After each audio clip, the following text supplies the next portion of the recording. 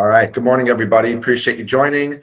Today, we are going to talk about the Chicago Association of Realtors 7.0 contract. Yes, you can definitely use the 4-page. I love it.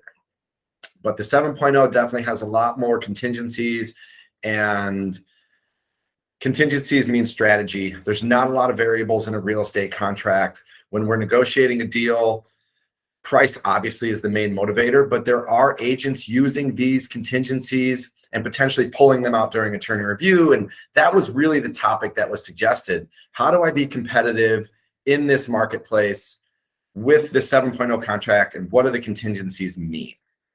We're going to go through the entire contract. If there's questions, obviously fire away at the end. The market right now is challenging.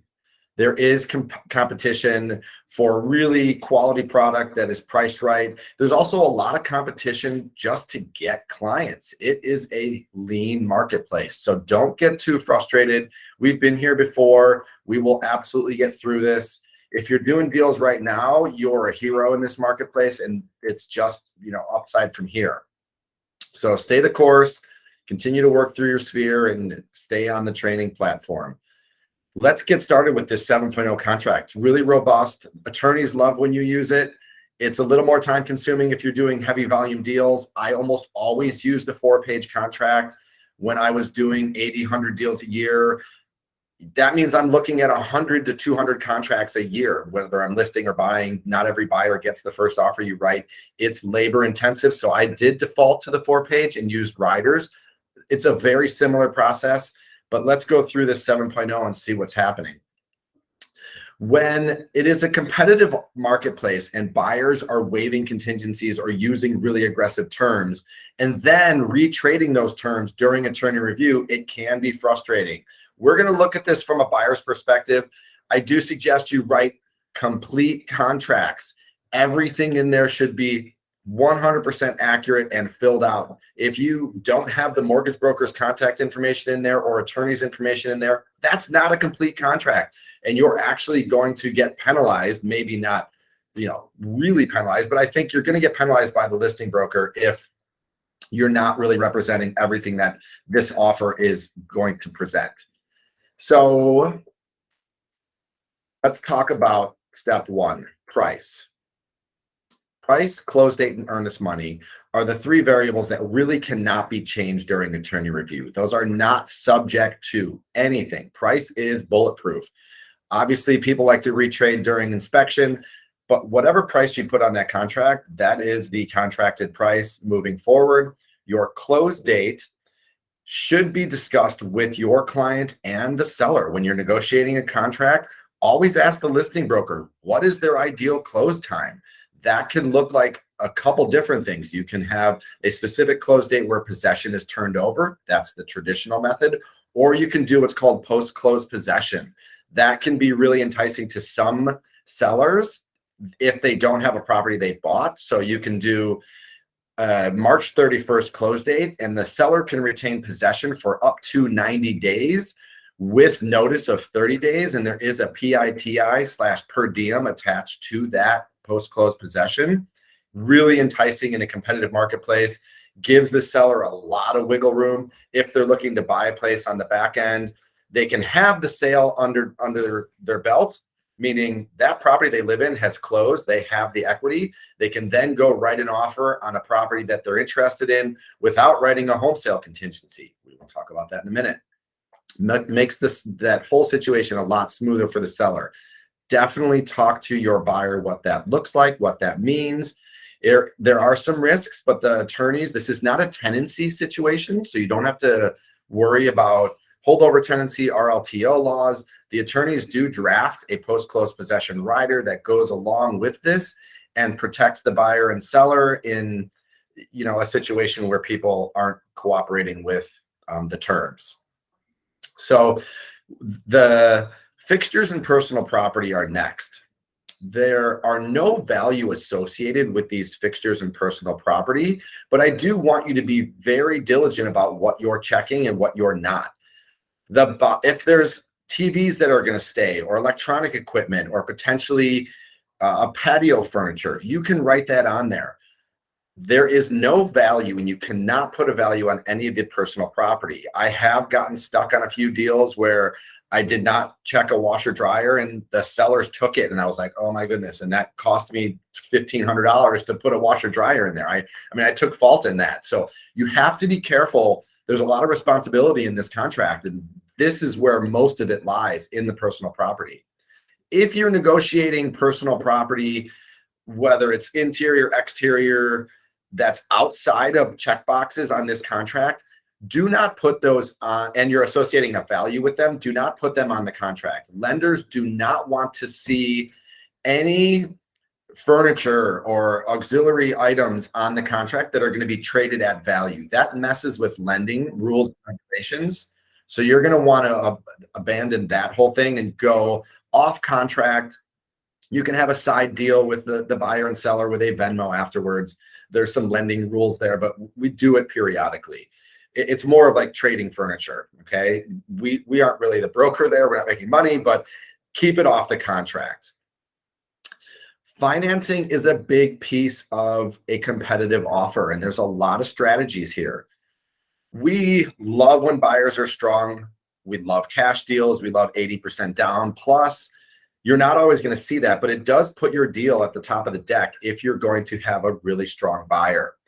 Financing loan has a lot of variables. And definitely, if you're going to be an FHA buyer, please use that FHA rider up front. It's frustrating to get that FHA rider, down the road, and you're like, oof, you could have gone with another offer potentially.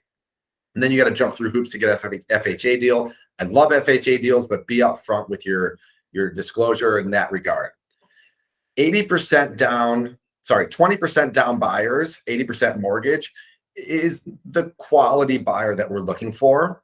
And with that, there's a couple variables that you can do. Depending on how much money these people have and how competitive the situation is, you can potentially waive appraisal, which means if you're buying a property at $400,000 and the appraisal comes in at $350,000, your buyer would have to cover the delta of $350,000 to $400,000 in addition to their 20% down payment. It does make the seller really comfortable when you're waiving those appraisals, because if this is a fast moving marketplace and pricing isn't really there to support it as far as comps, and your buyer's like, listen, I'm okay with that, I'm ready to set the bar, we can do that. We also do what's called an appraisal delta. Similarly, you learned 400 to 350, that's your delta. We can have in the contract that the buyer is comfortable carrying a $20,000 appraisal delta. So if the appraisal comes in if the property's 400, the appraisal comes in at 350, the buyer would only have to cover $20,000 of that delta. And the next $30,000 can potentially be negotiated. It could be, hey, we'll split the difference, or we'll come down another 20, 30,000. Those are big numbers, but you get the idea. It's just for easy math. Appraisal delta riders are out there. We use them. It gives the buyer, again, another leg up on someone that's not waiving a contingency. And when you're doing these contingencies, you really have to understand the ramifications, because all of this can happen and does happen when you're going through the appraisal process, the attorney review process, and all of these inspection items that are going to come up, et cetera, are real and have to be dealt with. And the buyer has to understand. So you guys as brokers have to explain this when you're writing contracts. There are cash transactions with no mortgage contingency, and there are cash transactions where a mortgage is allowed. I've done this with buyers that have no intention of writing or paying cash, but they want to show that they are the strongest buyer. So if you're buying a $500,000 property and you have $700,000 in your 401k, you can show that as your proof of funds. That is your cash, potential. If you were to liquidate, you would be able to buy that for cash. You definitely have to show a proof of funds if you're writing a cash offer versus a pre-approval letter. Same kind of situation. It's the representation of your buyer and how they're planning on closing this deal. You don't have to use cash if you have that mortgage allowed checkbox on the 7.0. If you are going to present a cash deal and pull a mortgage appraisal, etc. situation out in the 11th hour, please use the mortgage allowed checkbox versus the pure cash. Again, I'm all about transparency, and the nature of this call was that some brokers really aren't, and they were feeling like they were fooling the system. I've had deals where a buyer would come to me. I was a listing broker. A buyer would present an offer, mortgage in place, and then in the 11th hour, they're like, "Ooh, we can't close. We didn't sell our place." They didn't have a home sale contingency on there, but technically they couldn't afford the mortgage because they didn't sell their other place. But honestly, that is not the way to go through this business. It is a small marketplace of brokers, and you are going to burn bridges if you don't have credibility in the marketplace. So, I always suggest you are totally transparent with the cooperating broker. Cash transactions, we understand those are great when you can pull them off with buyers. It puts you on the top of the deck. It also allows you to potentially call the listing broker and say, "Hey, I know we put a really competitive offer in. My clients are cash.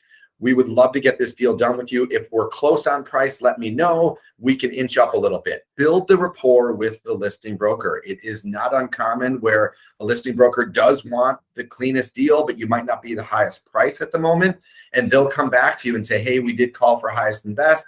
Can you inch up $5,000 or $10,000 to meet this other buyer that's financed? And we'll give you the deal." Make sure you build the relationship. That happens all the time. Attorney review. You can trade some situations during attorney review. Obviously, you guys are going to have an inspection. Professional inspectors are fantastic. I love inspectors that go in and are informative. It's really all about the delivery. I've seen so many inspectors come in and deliver a message that should have been educational, and it was catastrophic. They made it feel like these buyers, listen, this is a huge purchase. And the buyers were sitting there like a deer in headlights listening to this guy, thinking that the house was going to fall down. And sometimes I've actually had to step in because I do have a vast knowledge of construction and the real estate market, and let these buyers know that these are really serious issues, but they can be remedied for a ballpark of X dollars. I hate stepping on toes during inspection, but sometimes when these people come in soapbox, you have to reel them in. Find the inspectors that you enjoy working with and definitely recommend them to your buyers. I want a very thorough inspection. I want all the information, but it's all about the delivery. I promise you. So getting back to the terms during attorney review, you can talk about inspection items during attorney review, and you can ask for credits. We don't like to nickel and dime on the credit inspections. There is a line on the 7.0 contract that states if it's not $250 or more, it should not be asked about. So, a cracked outlet cover or a chip and paint, we really need to be more visual during the walkthrough of the home and explain to the buyer that these are deficiencies you're going to see throughout the home and during the inspection. We're here to talk about major electrical, plumbing, structural, health and safety issues that would really affect you down the road and help educate you on what the health of this home really is. If there's things that present themselves during inspection, they should be addressed during attorney review. I never ask for a credit up front. I always present the issues to the seller during attorney review, and let's let the seller react in regards to those action items. Maybe they'll say, "Hey, we're going to have a professional roofing company come out and re-roof the house, or have a professional electrical company in," or they'll offer a credit. We don't like to negotiate against ourselves, right? So present the action items, let the seller respond, and then discuss with your clients, have a general ballpark of what values are associated with each item, and get them comfortable. It's never a one-to-one ratio, right? If there's a $1,000 plumbing repair, you shouldn't expect a $1,000 plumbing repair if it's working.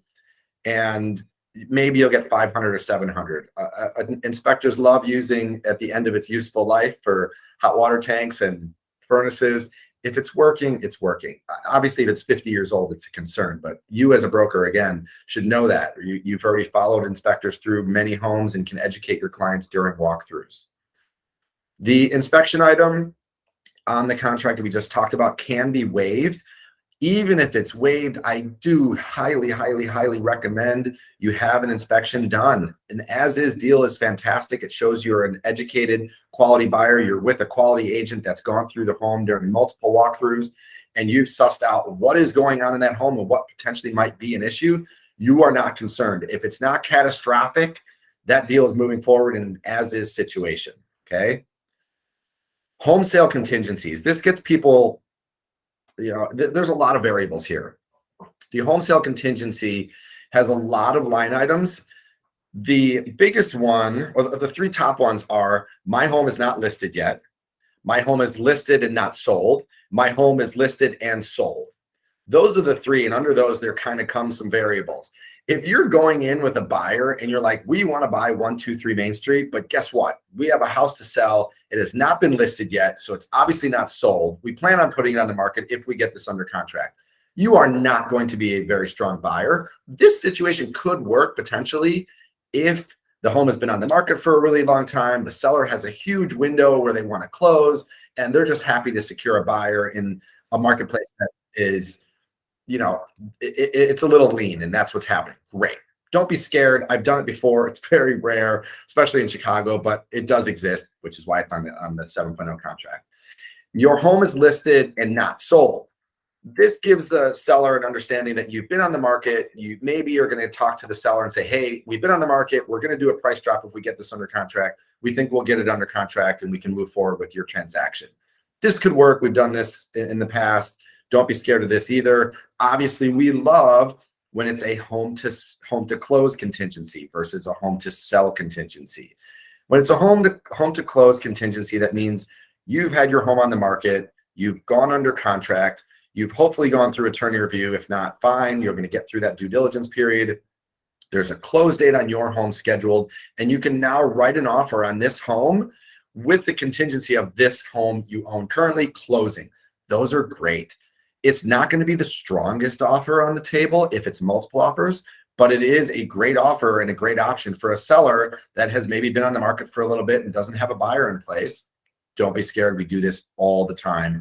The timing, obviously our buyers and sellers are like, how do I close on a property in the same day? Well, it's not great, but it does happen. The dog, the kids, everyone kind of figures out a place to sleep, friends, in-laws, hotels. We've done it all. You would move out of the home the day before. So if you're closing on the new house on Friday, Thursday is just a frantic day. The movers come in the morning, they pack everything up. It's in a moving truck. It's stored overnight. You close on the new house. You sell your house on Friday morning. You buy the new house Friday midday. Friday afternoon, the movers are there moving things in, and hopefully you have your bed set up on Friday night and you have a place to sleep. And then the next couple of days are sorting out your life. That's what it looks like. It's not ideal. People do it all the time. We're not moving every year, so if it happens every 7 to 10 years, understood. Home sale contingency kickouts. The seller is allowed to show the home and potentially contract the home with another buyer. That's those 48 and 72-hour kickout clauses. If they do get another contract while and when you are a buyer's agent, make sure on the MLS that house says house to close. It shows contingent on the MLS, house to close. That'll distract. That'll probably make sure a lot of buyers don't go see the home because they don't want to be in that situation. They might, but it's unlikely that they do get a backup offer. If they do, you have 48 hours or 72 hours to drop your contingency and move forward with the property. It all depends on what's going on in the sale of your home. We can discuss those on a case-by-case basis. There's really no one size fits all there, but be warned, that does happen periodically. And the waiving of the home sale contingency has a small dollar amount associated with it. We usually put $1 or $100 in there when you're going to waive that if the kickout does come into play. Post-close possession, we talked about that a little bit. We love that variable. It's a really fun tool to use if you can build a rapport with the listing agent and help understand what that client needs are, and puts you in a really great situation if you're a strong buyer. The escalation clause tactic is fantastic. Not a lot of listing brokers are accepting those these days. We've seen that kind of go by the wayside. It would basically look like the house is listed at $500,000. You write a full price offer at $500,000, and you would say on the rider, my buyer agrees to pay $2,000 over the next highest verifiable offer. And assuming you are a really strong buyer, cash or 20% down, the listing broker can go to his client and say, hey, we got a buyer that's coming in guns blazing. They're going in as is. They have an escalation clause. With escalation clauses, I really like to see $5,000 over the next highest verifiable offer to be a shooter in the game. I think 1,000 and 2,000 is kind of cheating, but some brokers will take it. Some sellers will take it. Listen, $1,000 on the table in front of you, everyone's gonna be like, yep, I'll take it. On paper, money doesn't look that sexy. So 5, especially when you're dealing with some higher ticket items, can really move the needle for an escalation clause. When I've talked about this a couple times, when submitting an offer, try and build rapport before you send the offer. When you send the offer, follow up. Please make a phone call and just confirm receipt. It is so important. Some people's emails go to spam. Some people are not as organized as they should be. We don't know who we're dealing with. Make sure you follow up. When you're writing the offer, make sure it's a super clean email. I want to see a blurb about you. Let them know who you are in the marketplace, that you've done deals in the neighborhood. Let them know your buyer is using your attorney, your inspector, your lender. Let them know it's going to be a super smooth transaction. Summarize the deal bullets in the email body. Don't make them go digging through the contract to find all the deal terms. It just looks so much more professional. One thing I also hate is when an agent puts me on the DocuSign as once it's complete to be sent to me. It's mind-blowing. And then I get a random email from DocuSign. I have no contact information for the agent. I'm digging through their information. Rarely is it a completed contract with attorney and lender, and there's no pre-approval. Not a fan. Make sure you have all the documents there to support your offer: pre-approval, completed contract, deal summary. Let the listing agent know that you are a professional and you've done this before. This is a great summary.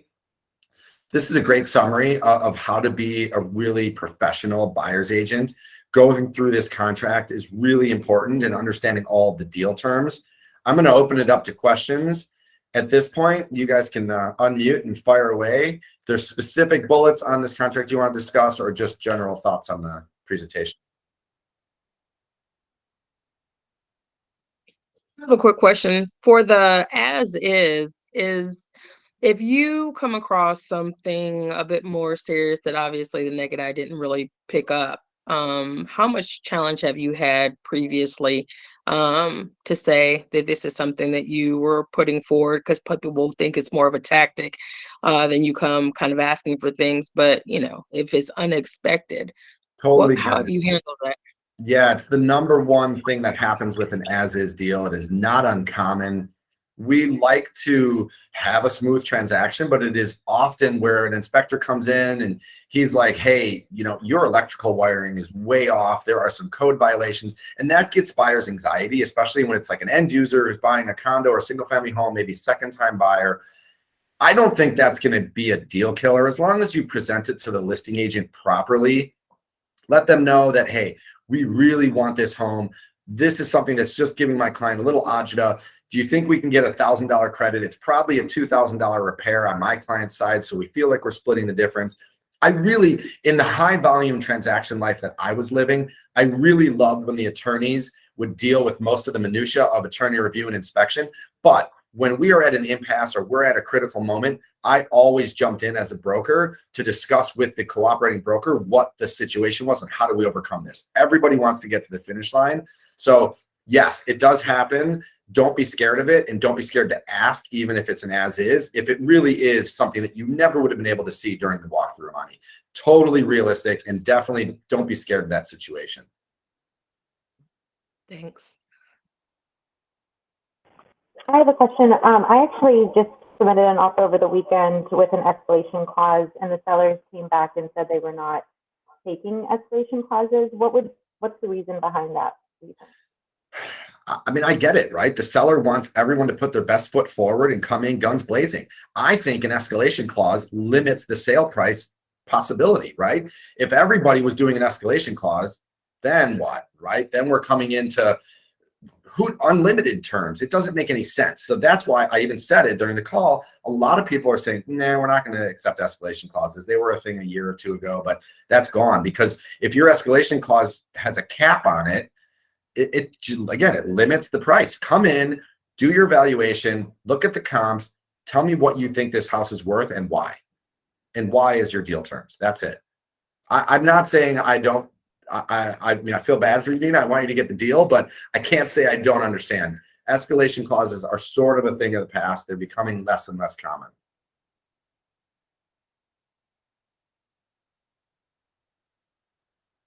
hopefully you can find a hurdle to overcome there at that. And anyone else questions on this? Yeah, actually, if I can ask another question. When you have a buyer that doesn't have a lot of money to put down, like 3 to 5%, how do you help them stand out in a multiple offer situation? I would have their lender call the listing broker. I'm not opposed to that. That definitely helps smooth things over and let them know, hey, I understand this is a 5% down buyer. There could be an extenuating circumstance, and I've had this. It could be, hey, my client's a trader and he likes to have all of his capital working for him. He needs it in the market. He wants to put as little bit down as possible to take advantage of these lending limits that are available. The interest rates are really low. I want you to know I've had this buyer through the pre-approval process. I've taken him through our automated underwriting. If there is that situation, Nina, please make sure that lender explains it and you explain it. I've seen that a lot. If you don't have that situation, it's just someone who's 5% down, you can again explain the situation. Let them know you've gone through underwriting. These are high earners. They haven't been able to save a lot of money. They paid down their student debt. There's always a story, Nina, and people want to hear it. So make sure you get it and you relay it. If it's a $500,000 deal and there's 20% down in year 5, it's going to be hard, but maybe waive some other contingencies and get your buyer out there to be a little bit more competitive in the categories that are non-price related, non-lending related.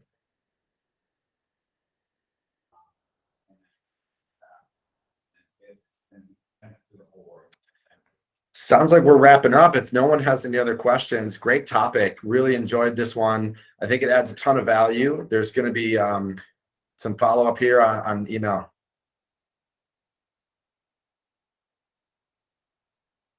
All right, guys, have a great day. Again, having a ton of fun with these. Appreciate you all joining. Thanks, Matt. All right, guys, take care. Thanks, Matt.